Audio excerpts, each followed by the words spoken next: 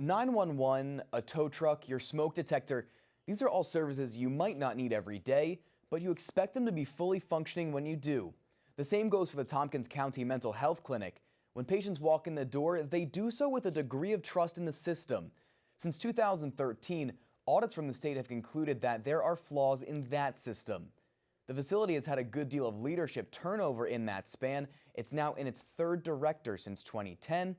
He says he's working to do a better job. Do you think patients were ever in danger during this time? Oh yeah, absolutely.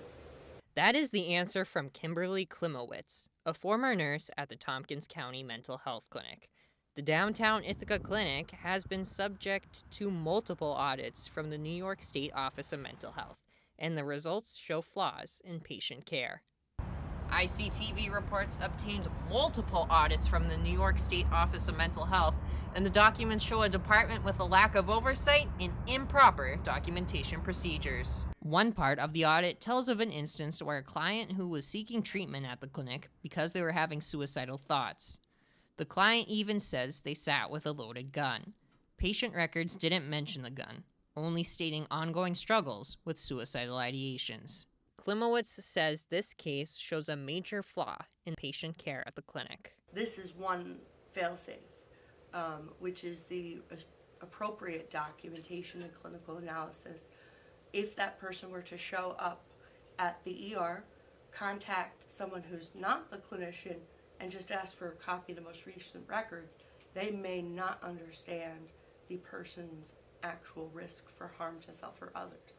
In 2016, the State Office of Mental Health did not immediately renew the clinic's license. According to the documents, the clinic did not meet the state's minimum standards. One of the issues listed in the letter is that the clinic did not report the death of 2 clients. Klimowitz was working at the clinic during this time. I worked with that client, and instead of any one particular person saying, you know, we need to figure this out, we need to do a better job, we should have reported it, and that sort of thing. People were pointing fingers and saying, that's so-and-so's job, that's so-and-so's job, and all I could think was that we have clients that trust us with their lives, with their family members' lives, and we can't even take ownership of not doing paperwork on time.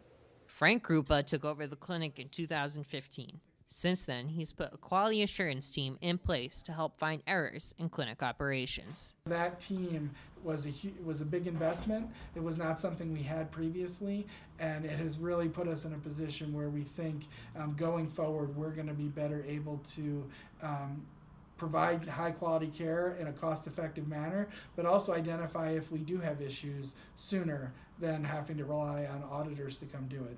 Klimowitz says the climate in the facility during her employment was the root of many issues and would interfere with day-to-day operations. So one of the things that was going on there was a serious lack of professionalism that got spread through the rest of the department. So without that sort of united front,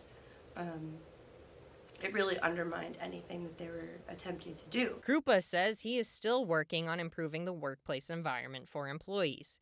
He believes the climate challenges can be tied to the urgent need for change after the serious audit results.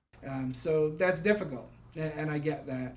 And certainly, you know, when you talk about the climate in the department, I think we have ups and downs, just like anyone. Certainly, there are times where things are stressful. The New York State Office of Mental Health released a statement in response to our report, stating, OMH has continued to monitor the facilities and subsequent inspections have been acceptable. Bridget Schaffner is part of the Finger Lakes chapter of the nonprofit National Alliance on Mental Health. She leads support groups and recently has heard positive things about the clinic from her clients. Most of the feedback that we receive from families is positive. Every once in a while something may come up where someone has a specific concern with a caregiver or maybe some program changes. Krupa believes that the clinic's performance has improved immensely. but believes there is still much more work to be done. Ultimately, I want to be able to go to the legislature and say, we're not talking about audits anymore, we're talking about this clinic being an example.